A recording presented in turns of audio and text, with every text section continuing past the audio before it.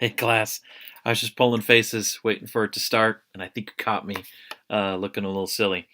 Um, I know I've sent a video or two from my basement, and so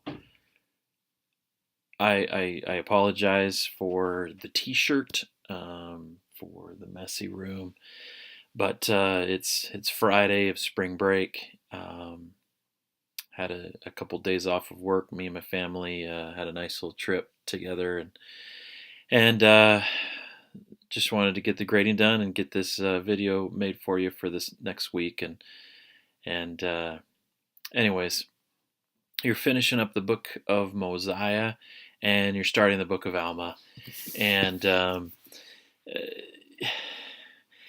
doesn't it just don't you just enjoy how awesome the Book of Mormon is?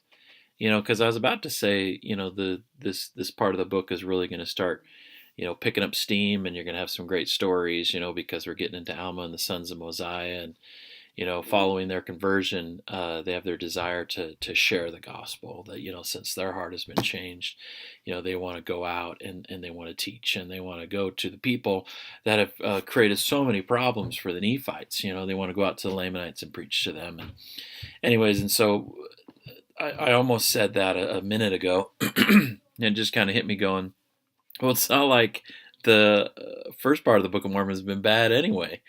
Um, you know, Nephi, his faithfulness, the writings of Isaiah, what he taught us about the Savior. Then we get into those small books, the transitional book of Words of Mormon. So many just many little miracles along the way and teachings. And so um, I just really wanted to share a quick little story. Um, Teenager, probably around pre-stage, so 16, 17 years old. Um, the year previous to that, my parents had separated and divorced. And so as a sophomore in high school, I had a pretty rough year.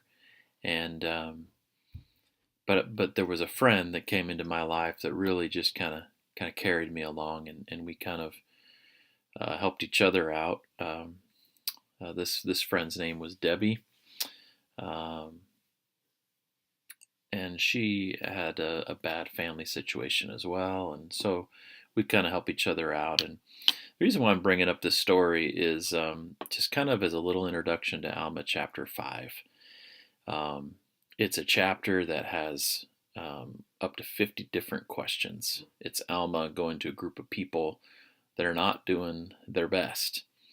And so he asks them question after question after question and gets them to search their souls and to decide where they're at. Do they remember God? Do they remember everything that he's done? And, it really, um, it's a great chapter. And the reason why man, I just can't get my thoughts straight. This girl, Debbie, in the midst of, helping each other out and talking on the phone, is way back before we had texting and all those things. But, when I feel sorry about myself and just, not maybe reading like I should, not being a horrible kid, but just really not putting in a ton of effort as a teenager just because I felt so cruddy.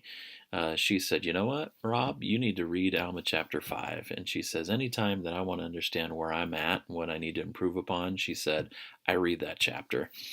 And she'll always, she commented that she'll always find something that she needs to do to improve upon. And so I did that, and I've done it many times over my life, that when I get down to chapter 5, I'm like, okay, this is an opportunity for me to really let the Spirit say, if I need it, right, to wake up, and here's what you need to do. And so when you go to Alma chapter 5 this week, just really just pause, and like I asked in the notes, just circle each question mark as even before you study. And so when you get to each question, just pause, respond in your heart and soul, you know, to the question.